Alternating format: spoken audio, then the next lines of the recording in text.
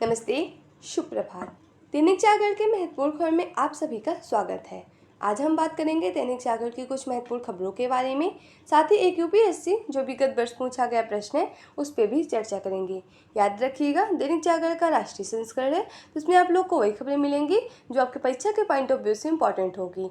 आशा करती हूँ कि आप लोग को यह खबर अच्छी लगे। धन्यवाद।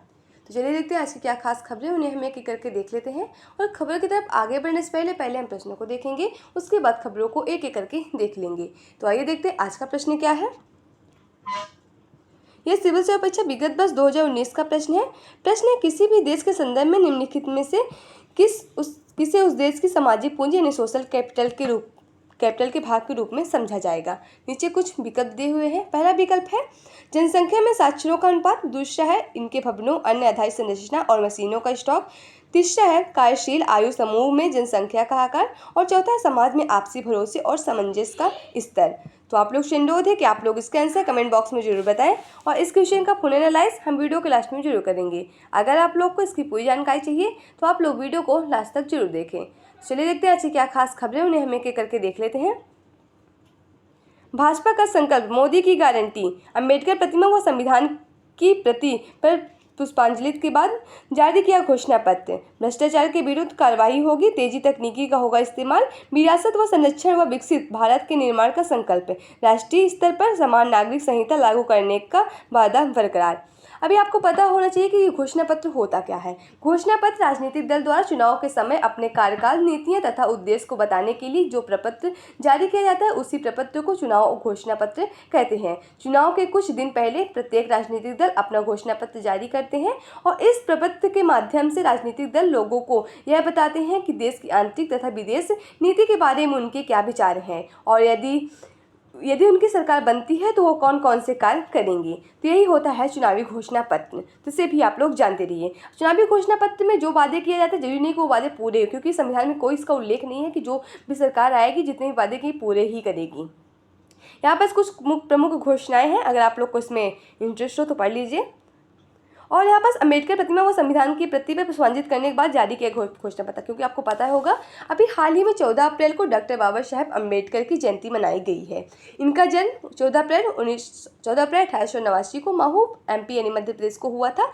6 दिसंबर 1956 में इनका निधन हुआ था, जिस दिन महापरिनिर्वाण दिवस मनाते हैं, क्योंकि डॉक्टर अम्बेडकर अपने अंतिम दिनों में बौद्ध धर्म अपना लेते हैं, और उस धर्म में मरने वाले यानी जिनका निधन होता है उससे महापरिनिर्वाण कहते हैं। इनकी कुछ पुस्तकें हैं, कुछ रचनाएं हैं जो इस प्रकार उनको हम देखें तो जैसे हो गए बहिष्कृत हितकारी सभा, मूक नायक पत्रिका इन्हीं के द्वारा छपाई गई थी, और जाति का अंत, इंडिपेंडेंट लेबर पार्टी, भारत के पहले कानून मंत्री और न्याय मंत्री यही थे। और 1951 के अंदर एक हमारे पास हिंदू कोड बिल आया था, और इस बिल का इन्होंने खूब ज़्यादा विरोध किया था। डॉक्टर अम्बेडकर साहब ने इसका विरोध किया था। इसके बाद इन्होंने अपने पद से इस्तीफा भी दे दिया था। इसका विरोध करने के बाद इन्होंने अपने पद से इस्तीफा दे दिया था। उसके बाद इन्होंने बौद्ध धर्म अपना लिया था। इन्होंने आर्टिकल 32 को भारत की संविधान की आत्मा कहा है। अब संविधान की आत्मा क्यों कहा है, क्योंकि आपको पता है भारत के जो संविधान के अनुच्छेद 32 है उसमें उपचारों की बात की है, उपचारों की सुरक्षा की बात की, उपचारों की सुरक्षा की बात की। आप उस सुरक्षा की बात ये होती है कि आपके जो मौलिक अधिकार दिए हुए आपको जो फंडामेंटल राइट्स मिले हैं भारत के संविधान में, अगर उनका उल्लंघन होता है, उनका अगर कार्य नहीं होता, तो आप लोग सुप्रीम कोर्ट या हाई कोर्ट का दरवाजा खटखटा सकते हैं। अनुच्छेद 32 इसी के ओर इशारा करता है कि अगर आप लोग के जो अधिकार उनका अच्छे से कार्य नहीं होता तो आप लोग सुप्रीम कोर्ट जा सकते हैं। सुप्रीम कोर्ट उनके जो कार्य नहीं होते, जो आपके अधिकार नहीं पूरे हो रहे हैं, उन पे वो रिट जारी करेगा, और उस पर वो कार्रवाई करने के सुप्रीम कोर्ट के पास इस पर अधिकार दिया गया है। इसीलिए उन्होंने आर्टिकल 32 को संविधान की आत्मा कहा है।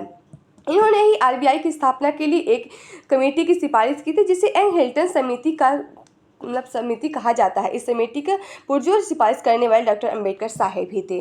अब आपसे डॉक्टर अम्बेडकर साहब के से जुड़ी कुछ आप लोग प्रश्न रहेंगे, इसे आप लोग कमेंट बॉक्स के माध्यम से जरूर बताएं। जैसे प्रश्न होगा भारत रत्न से इन्हें कब सम्मानित किया गया, जो भारत का सबसे हाईएस्ट सिविलियन पुरस्कार है, तो उसे इन्हें कब सम्मानित किए गए। और साथ ही आप लोग ये बताएं विदेश में इनकी एक प्रतिमा बनाई गई है, जो एक इसकी प्रतिमा स्थापित की है उसे किस नाम से जाना जाता है, और साथ ही 2 भारत में इनकी प्रतिमा को स्थापित किया वो कहाँ स्थापित है, और उन्हें किस किस नाम से जाना जाता है। इसे आप लोग कमेंट बॉक्स के माध्यम से जरूर बताएं। इसराइल पर ईरान के ड्रोन और मिसाइलों की बौछार। 300 से ज़्यादा मिसाइल ड्रोन्स के हमले में अमेरिका, ब्रिटेन, फ्रांस और संग इसराइल ने किया विफल और 1% मिसाइल की पहुंची इसराइल तक, एक बची, घायल वायुसेना अड्डे को भी हुआ है नुकसान। इसराइल ने कहा दूतावास पर हमले का जवाब इसराइल के पलटवार किया तो और करारा हमला होगा। अब आपको इसमें से आपको पता चलेगा कि इसमें कहा जा रहा है कि 300 से लगभग 300 ज़्यादा क्रूज मिसाइल और मिसाइलों ड्रोन मिसाइलों के द्वारा इसराइल पे हमला किया ईरान की तरफ से, जिसमें से केवल 1% का केवल हमला 1% बची हुई इस जो मिसाइल थी उसी का केवल हमला पहुंचा है, क्योंकि आपको पता होगा इसराइल के पास एंटी ड्रोन मिसाइल है, जो वह हवा में ही वायु में कोई भी मिसाइल आती है तो उसे ध्वस्त कर सकती है। उसके बाद इतनी क्षमता, इतनी तकनीकी प्रणाली है। अब आप लोग ये पूरे मामले से जुड़े से पहले आप लोग इसकी अगर भौगोलिक स्थिति समझ लेते हैं तब आप लोग को इसकी पूरी जानकारी अच्छे से समझ में आएगी। तो आइए हम लोग पहले इसके मैप के द्वारा एक बार इसकी स्थिति सब देख लेते हैं। यहाँ आपको इसराइल और ईरान का मैप देखने को मिला होगा। देख रहे हैं ईरान है इधर साइड, इराक है और सऊदी अरब है। ये आपको देख रहे हैं सीरिया वगैरह, ये सब पूरे एशियाई कंट्रीज़ हैं। और इधर आपको जॉर्डन, इसराइल और लेबनान देखने को मिल रहा है, तुर्की ऊपर है, नीचे इजिप्ट देखने को मिल रहा है, नीचे सूडान है। इधर बगल में आपको अरेबियन सी देखने को मिल रही है, यहाँ इधर रेड लाल सागर, इधर भूमध्य सागर देखने को मिल रहा है। तो आप लोग इसमें अंदाजा लगा सकते हैं कि अगर इसकी स्थिति एक बार देख लेंगे तो आपको इसकी भौगोलिक स्थिति आपको पता रहेगी, तो आप लोग इससे अच्छे से अनुमान लगा सकते हैं कि कौन सी मिसाइल कौन सी शक्ति कितने पावरफुल है, जिससे आप लोग अच्छे से देख सकते हैं। इधर आपको ईरान जो देखने को मिला, ये काफ़ी बड़ी कंट्री है और जो इसराइल और ईरान है इसराइल एक ऐसा देश है जो यहूदी धर्म को मानता है, बाकी जो ईरान के आसपास की जो कंट्री हैं ये सब इस्लाम धर्म को मानती हैं। सबसे बड़ा मुद्दा यही उठता है कि जो पूरा धर्म के मामले भी ये मुद्दा उठता है। और यहाँ पास आपको इसराइल की राजधानी जेरूसलम देखने को मिलेगी। आपको पता है जेरूसलम एक ऐसा स्थान है जहाँ यहूदी धर्म के लोग के लिए भी और इस्लामिक धर्म के लिए बहुत ही एक पवित्र स्थान माना गया है। उस पर भी देखा हमास और इसराइल का जो संघर्ष चला उसे आप लोग देखते ही होंगे।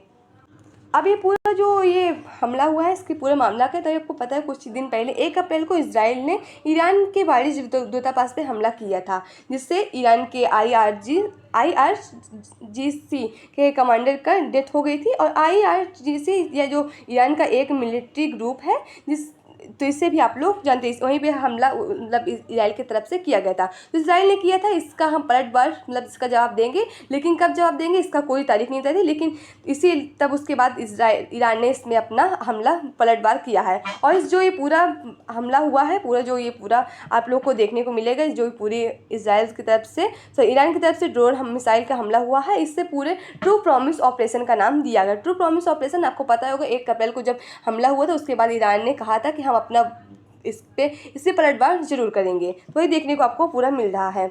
अब बात आती है कि इसमें से कौन सा देश ज़्यादा सर्वशक्तिमान है, कौन ज़्यादा किस देश के पास ज़्यादा शक्तिशाली है। तो आपको पता होगा जो ईरान है उसके पास उसकी जो एरिया है वो भी काफ़ी ज़्यादा बड़ा है और उसका जो जनसंख्या है वो भी ज़्यादा बड़ी है, उसकी जो मिलिट्री फोर्स है वो भी ज़्यादा अच्छी है, उसकी जो नेवी है वो भी अच्छी है। लेकिन आपको पता होगा जो इसराइल है उसके पास जो सपोर्टिंग जो सिस्टम है वो आपको पता है यूके उसी के साथ है, जर्मनी भी उसी के साथ है और यूएसए भी उसी के साथ है। और आपको पता होगा कि ईरान ने साफ ही कर दिया कि अमेरिका इस पर कोई हस्तक्षेप ना करे, नहीं ये पूरा युद्ध काफ़ी बड़ा युद्ध बन सकता है। अब आप लोग के ऊपर सवाल उठ रहा है कि क्या ये तीसरी युद्ध की बातें हो रही हैं, क्योंकि आपको पता है अभी जो कुछ अभी हमने चल रहे थे, चाहे इसराइल और हमास का चल रहा हो और चाहे और यूक्रेन और रूस का चल रहा हो, लेकिन आपको पता है इसमें से एक कंट्री काफ़ी शक्तिशाली थी तो एक कंट्री काफ़ी इतनी शक्तिशाली नहीं थी, उसके पास इतने पावर नहीं थी। और लेकिन इसमें आपको देखें दोनों जो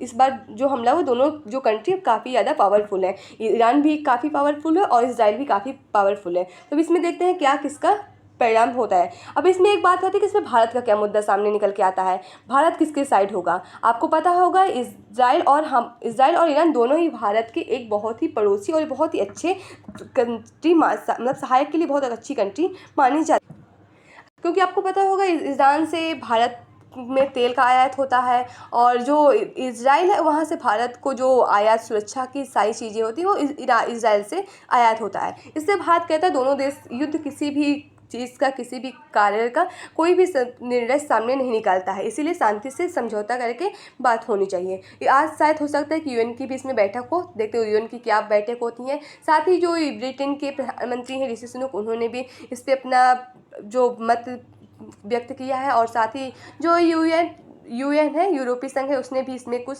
बातें कही हैं। अब देखते इसका परिणाम क्या बाद में निकल के सामने आता है। ईरान ने कहा कि दूतावास के हमले पर जवाब दिया, इजराइल ने पलटवार पर किए तो और करारा जवाब होगा। अब देखते हैं इसका क्या मामला सामने बाद में निकल के आता है। हवाई जहाज की तरह ट्रेन में भी मिलेगी पसंद की सीटें। IRCTC ने तैयार किए सॉफ्टवेयर, नया सिस्टम जल्द लागू करने की तैयारी। टिकट की दरों पर अभी चुप्पी है। मनपसंद सीटों के चुनाव का विकल्प देने वाली व्यवस्था लागू करने की तैयारी तो की जा रही है, लेकिन टिकटों की कीमतें पर अभी रेलवे के अधिकारी चुप्पी साधे हुए हैं। वहीं रेलवे सूत्र के अनुसार मनपसंद सीट प्राप्त करने के लिए यात्रियों को अतिरिक्त भुगतान करना पड़ेगा। वहाँ आपको राष्ट्रीय आधार जुड़ी खबरें मिलेंगी। राजनिवास और आप सरकार में टूटा संपर्क, 25 दिनों में कोई नहीं संवाद। अब देख रहे हैं वही जो आम आदमी पार्टी और जो राज परिवार है ना, उसी पे लेके बातें चल रही हैं कि क्या, क्योंकि आपको पता है जो दिल्ली के सीएम है उन्हें आबकारी नीति घोटाले के मामले में ईडी ने गिरफ्तार कर लिया है। वही पूरा मामला चल रहा है इनके। इधर आपको पूरी न्यूज़ इलेक्शन से जुड़ी खबरें मिलेंगी जो आपके लिए काफ़ी इंपॉर्टेंट होता नहीं है। 1984 के बाद भाजपा ही एक ऐसी पार्टी है जिसने केंद्र में सरकार बनाने के लिए जरूरी बहुमत का आंकड़ा यानी 272 पर पार किया। 2014 में लोकसभा चुनाव में भाजपा को अकेले 282 और 2019 में 303 सीटें मिली थीं। अब देख रहे हैं इलेक्शन हो रहा है, पहला चरण आपको पता है 19 अप्रैल को जल्दी इसका चुनाव होने वाला है। तो अब देखते हैं उसमें क्या होगी, क्या परिणाम निकलता है, पहले चरण में किसने पार्टी को कितनी सीटें मिलती हैं, तो इसके भी बारे में हम लोग देख लेंगे। और ये जो पूरा चुनाव होता है इसके बारे में आप लोग को पता है तो भारतीय निर्वाचन आयोग के द्वारा चुनाव कराया जाता है। इलेक्शन कमीशन ऑफ इंडिया यह एक संवैधानिक संस्था, संविधान के अनुच्छेद 324 तक इसकी बात की गई है, जिसके बारे में आप लोग जानते रहिए। ये आप लोग का संपादकीय पात्र है। आप लोग के लिए प्रीलिम्स, मेंस, इंटरव्यू, अन्य प्रतियोगी परीक्षा जुड़ी खबरें मिलेंगी, तो इसे आप लोग जरूर पढ़िए। आज का जो आर्टिकल लिखा हुआ है जो घोषणा पत्र के, जो मोदी की गारंटी वाला घोषणा पत्र है उसके बारे में लिखा है। अगर आप लोग को इसमें इंटरेस्ट हो तो आप लोग इसे पढ़ सकते हैं कि क्या क्या उन्होंने वादे किए हैं, क्या क्या कार्य करने की उन्होंने बात कही है। चुनाव पर फेक न्यूज़ और हैकर्स का हमला। लोकसभा चुनाव की प्रक्रिया पूरे देश में जोर शोर से चल रही है। चुनाव प्रचार का तरीका अब काफ़ी हद तक बदल चुका है। लगभग हर मतदाता के हाथ में स्मार्टफोन की उपलब्धता होने के कारण राजनीतिक दलों में तकनीकी के माध्यम से उन तक पहुंचने के तरीके तलाशे गए हैं। यह तरीका आसान भी है, परंतु इससे जुड़े हुए अनेक प्रकार के जोखिम भी सामने आ चुकी है।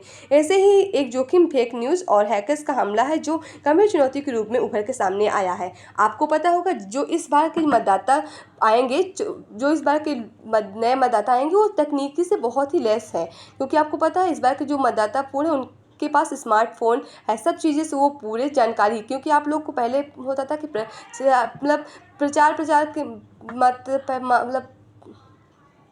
प्रसार के तरफ से पहले चुनाव का प्रचार किया जाता था कि अपनी पार्टी के बारे में पता चलता था, लेकिन आज का पता तकनीकी इतनी आगे बढ़ चुकी, स्मार्टफोन हर एक बच्चे के पास है जो भी 18 साल के ऊपर हो गए, तो सब लोग आजकल तकनीकी से लैसपूर्ण है। ये काफ़ी एक चुनौती भी है और काफ़ी एक सुखद भी है कि लोगों को ज़्यादा इसमें मेहनत करने की ज़रूरत नहीं पड़ेगी। FPI निवेश लगातार तीसरे माह जारी। घरेलू इक्विटी बाजारों में विदेशी निवेशकों ने 2024 में अब तक 24,240 करोड़ रुपए का किया निवेश। 13,347 करोड़ रुपए तक पहुंचा। अप्रैल में अब तक FPI निवेश 57,380 करोड़ रुपए हुआ। बाजारों का अब तक का विदेशी निवेश FPI यानी विदेशी पोर्टफोलियो निवेशक की बात हो रही है। मैं आपको अंतर्राष्ट्रीय जुड़ी खबरें मिलेंगी। अब देख रहे हैं ईरान और इजराइल में सीधा टकराव न होने का असर। बाइडेन ने कहा ईरान पर हमले में नहीं देंगे साथ। इजराइल ने कहा उचित समय पर सही देंगे जवाब। आपको पता होगा अभी तक जो ईरान था वो सीधे मतलब आमने सामने आकर मतलब युद्ध नहीं कर रहा था, मतलब वार नहीं कर रहे थे, लेकिन ये पहली बार हुआ कि इन्होंने आमने सामने आकर एक दूसरे पे हमला किया है। अब इसका क्या परिणाम निकल के आता, क्या क्या इसमें बैठकें होती हैं यूएन की तरफ से, क्या इसका परिणाम निकला था, क्या निर्णय लिया जाता है यूएन की तरफ से, तो उसे आप लोग देखते रहिए। इजराइल की ताकत, एयर डिफेंस आपको पता है ना, इजराइल के पास है, उसी की बातें हो रही हैं। यहाँ पास कुछ तुलना करके लिया, सैनिक सक्रिय, लड़ाकू विमान और टैंक पनडुब्बी, ये कुछ तुलना कि ईरान के पास कितना है, इजराइल के पास कितना है। उस हिसाब से आप लोग पता कर सकते हैं कि कौन सा देश कितना पावरफुल है। क्या जुड़ी खबर मिल जाएंगे आपको पता है। इस समय IPL चल रहा है। चेन्नई सुपर किंग ने मुंबई इंडियंस को 20 रनों से हराया। देख रहे हैं IPL चल रहा है। इधर आपको परीक्षा के पॉइंट से जनरल से जुड़ी खबरें मिलेंगी, जिसे आप लोग जरूर पढ़िए। अंतर्राष्ट्रीय व्यापार को बढ़ावा देने के लिए WTO की स्थापना 1994 में आज ही के दिन मोरक्को के मार्राकेश में 123 देशों ने मरोक्को समझौते पर हस्ताक्षर किया। विश्व व्यापार संगठन की स्थापना की थी। WTO ने अपना कामकाज 1 जनवरी 1995 को शुरू किया था। इसकी स्थापना वैश्विक व्यापार को बढ़ावा देने के लिए की गई थी। और इस जो WTO है, वर्ल्ड ट्रेड ऑर्गेनाइजेशन, इसके जो वर्तमान में जितने मेंबर 164 इसके मेंबर हैं, और इसका जो नवीनतम मेंबर है वो अफगानिस्तान है। इधर आपको मूवीज जुड़ी खबरें मिलेंगी, अगर इंटरेस्ट हो पड़े हो ना तो कोई बात ही नहीं। तो ऐसी खबरें समाप्त होती है। आशा करती हूँ कि आप लोग को यह खबर अच्छी लगे। अगर खबर अच्छी लगे तो कृपया चैनल को लाइक शेयर सब्सक्राइब जरूर करें। अगर आप लोग के पास कोई सुझाव है तो भी आप लोग हमसे साझा कर सकते हैं। चलिए देखते हैं आज का जो प्रश्न था उसका हम लोग विश्लेषण देख लेते हैं। आज का प्रश्न था, किसी भी देश के संदर्भ में निम्नलिखित में से किसे उस देश की सामाजिक पूंजी यानी सोशल कैपिटल्स के भाग के रूप में समझा जाएगा। तो इसका सही जवाब होगा ऑप्शन डी, यानी समाज में आपसी भरोसे और सामंजस्य का स्तर। तो आइए हम लोग इसका विश्लेषण देख लेते हैं। इसके भवनों और अन्य आधिकारिक संरचना और मशीनों का भंडार का तात्पर्य एक वैज्ञानिक पूंजी का मतलब होता है, जो विकल्प 2 पे दिया है वो, न कि सामाजिक पूंजी, वो एक भौतिक पूंजी यानी फिजिकल कैपिटल्स होते हैं। सामाजिक पूंजी उन मूल्यों, विश्वासों और दृष्टिकोणों को कहते हैं जो सामाजिक संबंधों की प्रकृति और नियंत्रित करते हैं। सामाजिक पूंजी व्यक्ति के बीच संबंध, सामाजिक नेटवर्क और पारस्परिक एवं विश्वसनीयता के मापदंडों को संदर्भित करती है, अर्थात समाज में आपसी भरोसे और सामंजस्य के स्तर को उत्पन्न करती है। तो इस प्रकार ऑप्शन डी सही उत्तर है। तो आज की खबर समाप्त होती है। आशा करती हूँ कि आप लोग को यह खबर अच्छी लगे। धन्यवाद।